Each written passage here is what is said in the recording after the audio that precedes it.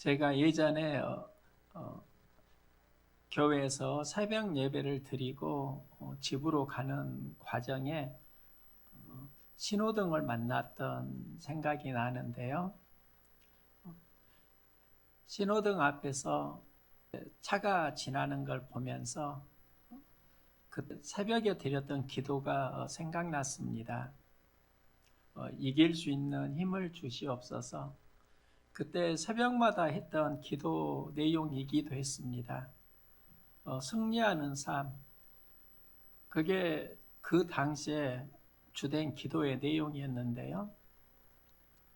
그 기도가 생각나서 하나님에게 이런 질문을 했습니다. 내 안에서 셀프 대화를 한 것이지요. 하나님, 도로 건너야 하는데 나를 지켜주실 거지요? 물론이지, 내가 지켜줄게. 그래서 나는 하나님께 또 말했습니다. 그럼 하나님, 저 건널게요. 그때 하나님은 나의 마음에 이런 감동을 주십니다. 잠깐 건너지 마. 아니, 왜요? 그때 하나님이 내 마음속에 주셨던 메시지가 너 신호등 보고 건너야지. 하나님 나 지켜주신다고 하셨잖아요. 차가 와도 나를 지켜주셔야지요. 그때 하나님이 나의 마음에 말씀하시는데요. 그래서 내가 너에게 신호등을 주었잖아. 내면의 대화를 하면서 하나님이 나에게 지켜주기 위해 신호등을 주셨다. 이 말씀이 오늘 말씀을 준비하는데 자꾸 생각납니다. 우리 인생을 보면 수많은 신호등이 있습니다. 우리가 신앙생활을 하면서 두 가지 질문을 해야 합니다. 하나님이 살아 계시다고 하면 하나님의 음성이 있는가 없는가? 하나님의 음성이 있습니다. 그 음성을 들어야 합니다. 또 하나는 하나님의 신호들이 있습니다. 우리 안에 하나님께서 많은 신호를 주시는데요. 길을 갈 때는 신호등을 보고 건너면서 우리는 살 때는 하나님 주시는 신호를 감지하지 못하고 살아갈 수가 있습니다. 저는 하나님이 주시는 그 신호를 오늘은 사인이라고 이야기를 하고요. 하나님이 우리에게 사인을 보내주시는데 하나님이 주시는 사인은 무엇이고 또 우리가 어떤 사인을 보아야 하는가? 예수님이 가나 혼인잔치에서 기적을 행하시는데요. 잔치집에 포도주가 떨어질 때 물을 포도주로 바꾸십니다. 성경은 이것을 예수님이 행하신 첫 표적이다 이렇게 기록합니다. 우리는 이 본문을 예수님 공생에 처음 행하신 이적으로 이해합니다. 저도 어릴 때 주일학교에서 예수님이 말씀하시니 물이 변하여 포도주 됐네. 이 찬양과 율동을 했고요. 그 율동을 지금도 기억하고 있습니다. 그리고 그 당시에 이 말씀을 기적의 관점으로 이해했는데 오늘은 이 사건을 기적이 아니라 다른 의미로 한번 보려고 합니다. 처음에는 굉장히 중요한 무언가가 있습니다. 나도 목회를 하면서 수천 편의 설교를 했습니다. 그런데 처음 했던 설교는 지금도 기억납니다. 주일학교 교사로 처음 했던 설교가 이런 양을 찾으시는 하나님에 대한 설교였습니다.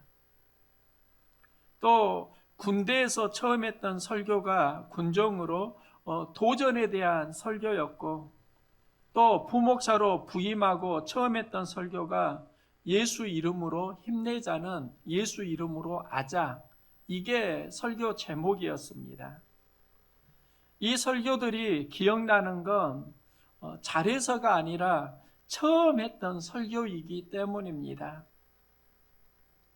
처음 했던 설교, 그 준비 과정도 지금 생각이 나고요. 예수님께서 그럼 처음으로 행하신 이 기적이 어떻게 우리에게 해석되어야 하는가? 예수님이 가나 혼인잔치에서 처음 기적을 행하셨는데 이 기적을 첫 표적이라고 말하고 언어는 아르켄 세메이온입니다. 본질적으로 우선적으로라는 말이 아르켄이고 세메이온은 표지판 안내판을 말합니다. 그러면 이 첫 표적은 본질적으로 중요한 것을 알려주는 안내 역할을 하는 기사입니다. 우리는 그러면 예수님께서 이 가나 혼인 잔치에서 우리에게 무엇을 보여주길 원하시는가? 우리가 보아야 하는 하나님의 사인이 무엇인가?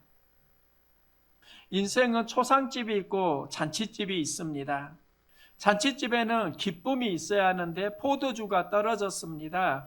포도주는 단순한 음식이 아닙니다. 당시 문화를 보면 신랑 신부가 잔치를 하고 마지막 날에 포도주를 주고 받으면서 부부로 출발합니다. 남녀가 부부로 살아가는 그 결정적인 순간에 필요한 음식이 포도주인데 포도주가 떨어졌다 혼인 위기를 말합니다. 또 잔치집에 포도주가 떨어졌다는 것은 기쁨이 사라졌다는 걸 의미합니다. 이사야 선지자는 포도주가 없으므로 거리에서 부르짖으며 모든 즐거움이 사라졌으며 땅의 기쁨이 소멸되었도다. 포도주가 없으니까 기쁨이 소멸되었다 말씀합니다. 포도주가 떨어진 것은 기쁨이 사라졌다. 이건 개인의 이야기가 아니라 우리 모두의 이야기일 수 있습니다. 하나님이 천지를 창조하시고 사람을 만드시고 에덴 동산에 두셨는데 에덴의 뜻이 기쁨입니다. 에덴 동산에서 누리면서 살아야 하는데 죄를 짓습니다. 그리고 그 에덴 동산에서 인류는 쫓겨납니다. 기쁨을 잃었다. 이렇게 이해할 수 있습니다. 그럼 예수님이 가나 혼인 잔치에서 이적을 행하시는데 이 이적 속에는 무엇이 있는가 하면 인류의 회복이 있습니다. 포도주가 기쁨을 의미하고 인류의 문제를 해결하는 안내 역할을 한다는 겁니다. 그러면 가나 혼인 잔치에서 인생의 문제가 어떻게 회복되는가? 또 기쁨이 어떻게 회복되는가? 또 부부 한 가정이 인류의 문제가 어떻게 회복되는가? 총체적으로 보여주는 어떤 메시지라고 할 수 있습니다. 참 거창하게 나갔는데요. 그런데 이게 전혀 과장된 이야기가 아니라 진실의 이야기입니다. 가나 혼인잔치에 포도주가 떨어질 때 그 현장에 많은 사람들이 있습니다. 그런데 많은 사람들 중에 쓰임받은 사람이 출발이 바로 마리아입니다. 그녀는 가나 혼인잔치에 초대되었습니다. 손님입니다. 그런데 포도주가 떨어지는 문제가 발생했을 때 책임지는 주인의식을 가집니다. 보통 음식이 떨어지면 손님들은 불평합니다. 이 상황에 대해서 판단합니다. 그런데 마리아는 관점이 다릅니다. 그는 손님이지만 이 문제를 해결하기 위해 어떤 책임의식을 느낍니다. 우리는 내가 책임져야 하는 것도 때로는 나의 책임이 아니다고 하고 남의 문제에 대해서는 말을 하기가 참 쉽습니다. 어떤 의식을 가지느냐, 해결 능력이 달라집니다. 결핍을 누구나 볼 수 있지만 반응은 차이가 많습니다. 책임감이 있는 사람과 없는 사람은 문제 해결 능력이 다릅니다. 목회를 하면서 다양한 동역자를 만납니다. 좋은 동역자는 문제에 대해서 말하는 사람이 아니라 문제 현장에서 책임감을 느끼고 사역을 하는 사람입니다. 또 어려운 문제는 책임의식을 가지는 사람이 얼마나 있느냐에 따라서 회복됩니다. 마리아가 책임의식을 가지고 한 일이 있습니다. 그의 어머니가 하인에게 이르되 너희에게 무슨 말씀을 하시든지 그대로 하라. 마리아가 하인들에게 예수님이 무슨 말씀을 하시든지 그대로 하라. 이 이야기는 어려움이 있을 때 예수님과 연결한다는 겁니다. 말씀과 연결한다는 겁니다. 우리는 상황 속에서 항상 말씀과 연결하는 믿음의 사람이 있고 말씀은 없고 문제만 인식하고 있는 사람도 있습니다. 우리가 문제를 만나면 해야 되는 건 이 문제가 예수님 만나는 기회 되는 겁니다. 나는 언제 예수님을 가장 많이 만났는가 생각을 해보니까 상황이 어렵고 힘들 때입니다. 그런데 항상 예수님만 만난 건 아닙니다. 상황이 어렵고 힘들 때 낙심과 낙담도 있습니다. 그래도 이 상황 속에서 예수님을 만나고 예수님에게 질문하고 예수님과 연결되면 하나님께서는 문제 속에서 우리를 훈련하시고 연단하시고 성장시키십니다. 마리아는 문제를 예수님과 연결시킵니다. 무슨 말씀을 하시든지 그대로 하라. 마리아는 말씀 리더가 됩니다. 우리는 말씀을 주는데요. 말씀을 듣고 판단해. 보통 이 정도 하는데 그는 무슨 말씀을 하시든지 그대로 하라. 이 말씀을 어떻게 들어야 하는가? 말씀을 전하는데요. 혼돈을 느낄 때가 솔직히 있습니다. 남에게 말씀을 전하는데 그 말씀이 나에게는 들어오지 않는 경우도 있습니다. 이건 나의 갈등입니다. 또 남에게는 말을 잘 하는데 자기가 그 말씀을 들을 때는 전혀 받아들이려고 하지 않는 경우도 많이 있습니다. 왜 그럴까? 우리는 말씀을 받을 때 내 생각을 가지고 그 말씀을 받는 겁니다. 말씀을 말씀 그대로 받아야 되는데 말씀을 받아들일 때 내 생각과 내 기분과 감정이 가미될 때가 많이 있다는 겁니다. 타인에게 주는 메시지는 얼마든지 가능한데 자신이 받는 메시지는 상황이 다른 겁니다. 해석이 달라지는 겁니다. 모세가 백성들에게 예배에 대해서 말씀하는데요. 다듬지 않는 돌로 하나님의 단을 쌓고 번제를 드리라. 다듬지 않는 돌로 단을 쌓고 예배를 드리라. 우리는 보통 단을 예쁘게 다듬어서 예배를 드리려고 합니다. 메시지를 받을 때 자신의 생각으로 해석합니다. 자신의 기분과 감정으로 메시지를 왜곡하기도 합니다. 마리아는 하인들에게 예수님이 무슨 말씀 하시든지 그대로 순종해봐. 그러면 뭔가 일어날 거야. 해결책이 생길 거야. 이 말씀을 듣고 동역하는 사람이 하인들인데요. 하인을 서번트, 섬기는 사람이라고 말합니다.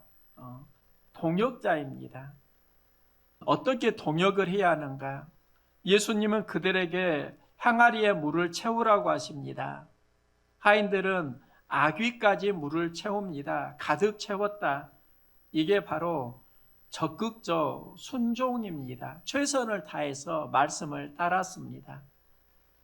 메시지를 들을 때 적극적 순종이 있고 흉내만 내는 순종이 있습니다. 그건 서로 다릅니다.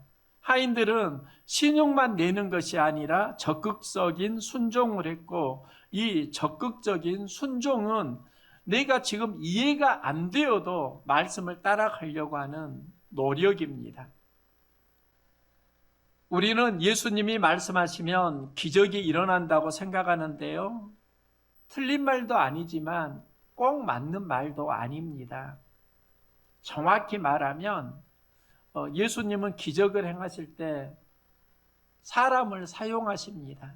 어떤 사람을 사용하시는가? 말씀과 동행하는 사람입니다. 사람이 그래서 중요합니다. 하인들이 본 것은 물이고요. 그 물을 현장에 가져갑니다. 현장에 도착했을 때 그 물은 포도주가 됩니다. 기적이 어디에서 일어났는가? 하인들이 말씀을 따라가는 그 현장에서 기적이 일어난다는 겁니다. 우리는 말씀을 따라가는 그 현장은 없고 기적만 보고 움직이려고 하는 경향성이 있습니다. 신앙에 굉장히 큰 문제들입니다. 물이 포도주로 변한다는 건 두 가지 의미가 있습니다. 하나는 하인들이 물을 가지고 간다 하는 것이고, 다른 하나는 말씀을 따라간다 하는 겁니다. 물을 가지고 하인들이 현장에 간다? 어리석다. 이걸 보는데 하인들이 가져간 건 물일까요? 말씀일까요? 이건 보는 관점에 따라 다른 겁니다. 믿음이 없으면 쟤들 물 가져가네. 믿음이 있으면 말씀 따라가네. 물만 보는 인생이 아니라 말씀 보는 인생 되기를 소망합니다. 말씀을 따라가니까 그 말씀을 따라가는 그 현장에서 물이 포도주로 바뀌는 겁니다. 기적은 어디에서 일어나는가? 말씀을 따라가는 현장에서 기적이 일어나는 겁니다. 그런데 기적만 보려고 하고 말씀을 따라가는 현장은 없습니다. 이게 하나님 참 안타까운 일이지요. 말씀을 따라가면 변한다는 건 분명한 진리입니다. 목사님 믿음 대단하네요. 와, 목사님 물을 가지고 가니까 정말 포도주로 변하는 그 기적을 그렇게 진리라고 자신 있게 외치는 목사님 대단하네요. 그런 말을 한다고 하면 절반은 맞지만 절반은 모른다라고 이야기를 하고 싶습니다. 예수님이 전하는 메시지가 그럼 본질적으로 무엇인가? 보통 포도주는 가죽 부대에 담습니다. 예수님은 포도주를 만들 때 가죽 부대를 가져오라고 하지 않고 거기에 있는 결례 항아리를 사용하시는데, 이 결례 항아리는 외출하고 돌아올 때 손과 발을 씻는 물입니다. 이게 정결 예식입니다. 즉 우리가 삶의 현장에 살아가면서 부정한 것을 접하고 마음이 불결해지니까 그 불결한 마음을 씻어낸다. 이게 정결 예식입니다. 그런데 손을 씻는데 본래 의미인 마음을 씻지 못하는 겁니다. 예수님은 이 결례 항아리 안에 물을 채우라고 하십니다. 그리고 그 물이 포도주로 변합니다. 그러면 결례 항아리가 무엇인가? 결례 항아리는 바로 정결해지길 원하는 우리 자신이라고 할 수 있습니다. 우리 인생이라고 할 수 있습니다. 예수님은 기적을 행하시는데 결례 항아리는 그대로인데 그 안에 있는 내용물이 물에서 포도주로 변합니다. 우리는 손과 발을 씻으면서 내가 변화되었다고 생각하는데 예수님께서는 손과 발의 변화가 아니라 내가 살아가는 너의 마음, 심령의 새로운 내면의 변화를 말씀하십니다. 결례 항아리는 그대로이지만 그 항아리가 담고 있는 내용물이 말씀과 동행할 때 바뀌는 겁니다. 그러면 이것은 우리가 말씀과 동행하면 우리의 심령이 바뀐다는 겁니다. 이게 진짜 기적인데 이 기적은 우리가 관심이 없고 물이 포도주로 바뀌는 그 화학적인 변화에만 관심을 가지니까 우리 그리스도인들이 진짜 성장을 못하는 게 아닐까. 그리고 물이 포도주로 바꾸는 그 기적만을 기대하면서 살아갑니다. 내 심령의 내용물의 변화는 그다지 중요하지 않습니다. 우리는 변화를 원하고 또 그 변화를 위해 하나님의 기적이 필요하다고 생각합니다.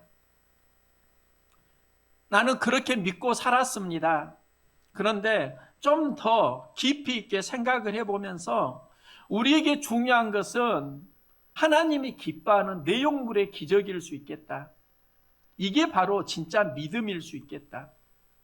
그러면 우리 내용물의 변화는 어떻게 일어나는가? 내 심령의 거듭남은 어떻게 일어나는가?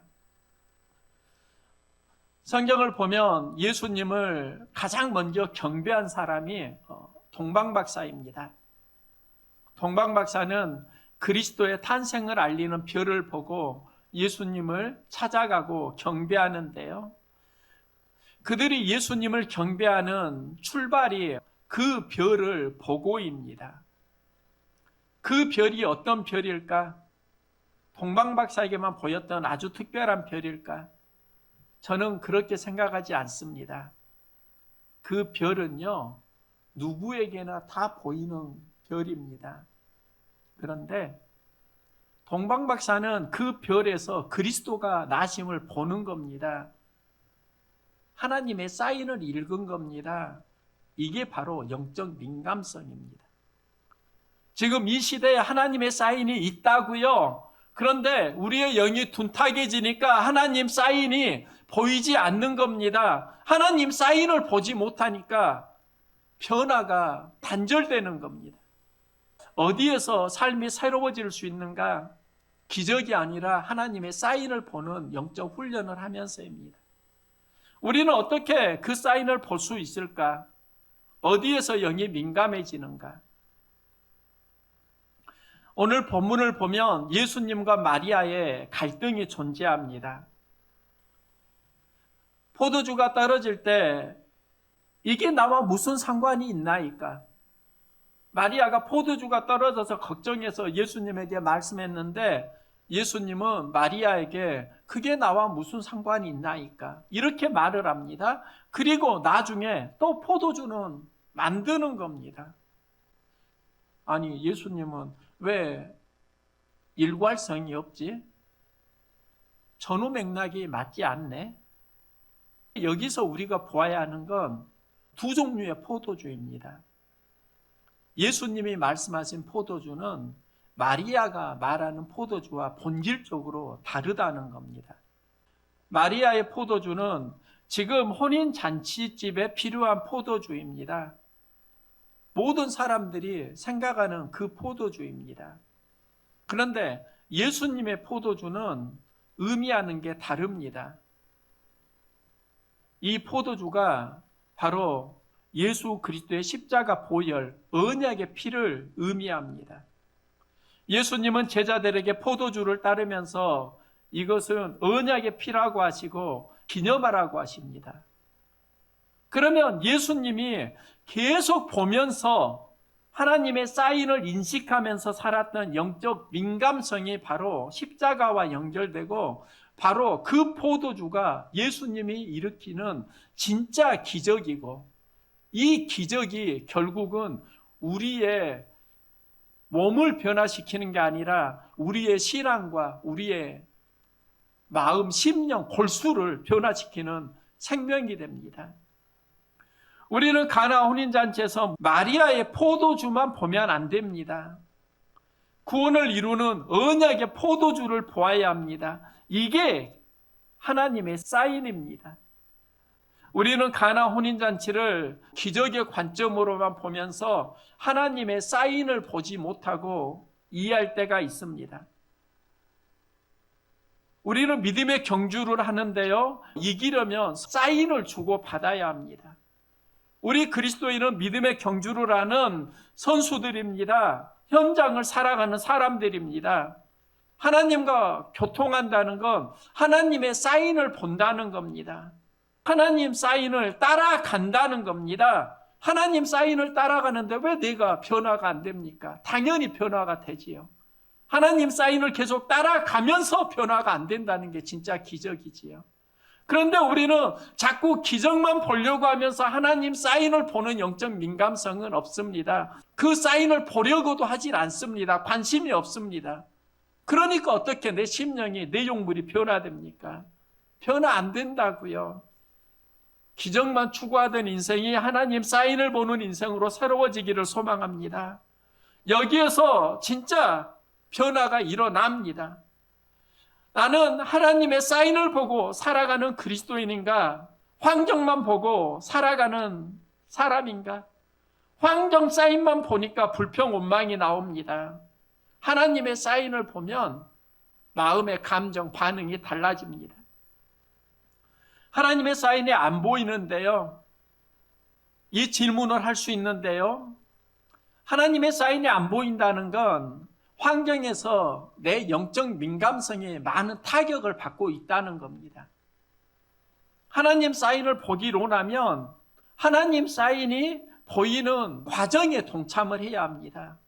그게 바로 말씀 붙들고 기도하는 삶입니다. 우리가 말씀을 붙들고 기도하는 삶을 살아가면은 영이 민감해지고, 영이 민감해질 때 하나님이 주시는 모든 사인과 소통이 가능합니다. 그런데 내 영이 기도와 말씀으로 가지 않고 환경 속에서 계속 치이고 둔탁해지면서 하나님의 사인을 어떻게 알아차릴 수 있어요? 알아차려지질 않는 거지요. 기도와 말씀으로 살아가면은 하나님의 사인이 들리고 보이는 눈이 열립니다. 한번 진짜 시도해 보십시오. 하나님이 우리에게 주시는 건 기적의 이야기가 아니라 이제 나랑 사인하면서 서로 소통하면서 살면 안 되니? 그 메시지를 계속 우리에게 보내고 있다고요. 우리가 동행을 하면서 가장 중요한 게 무엇일까? 우리는 하나님이 기적을 주시면 나 하나님과 동행할게요. 그렇게 질문을 하는데요. 아니요. 기적으로 동행하는 삶, 그게 성장하는 삶이 아니고 하나님과 계속 사인을 주고받으면서 하나님 주시는 사인에 반응하는 삶, 이게 건강한 동행의 삶입니다. 기적을 하나님 허락해 주세요. 나에게 포도주가 없어요. 이 기도만 하고 있지 않습니까? 예수님께서는 나 너의 그런 기도에 상관없다. 그런데 내가 상관하는 관심이 있다. 그것은 포도주가 물로 변하는 그게 아니라 바로 너의 심령이 그리스도의 보혈의 피로 새로워지는 거야. 그리고 하나님과 언약을 맺고 그 언약을 마음에 품고 내 심령이 새로운 피조물로 세상을 살아가는 거야. 이게 바로 하나님이 원하시는 진짜 기적이고, 이걸 보는 삶이 우리 안에 하나님의 사인을 보면서 동행하는 삶입니다. 기적으로 사람이 변화되는 거 아닙니다. 출발은 기적이 영향력을 줄 수 있지만 성장에는 기적이 영향력을 행하지 못하더라고요. 하나님의 사인은 우리의 삶에 본질적으로 변화의 영향력을 행합니다. 하나님 사인 보고 하나님 사인을 따라 함께 살아갈 수 있기를 소망합니다.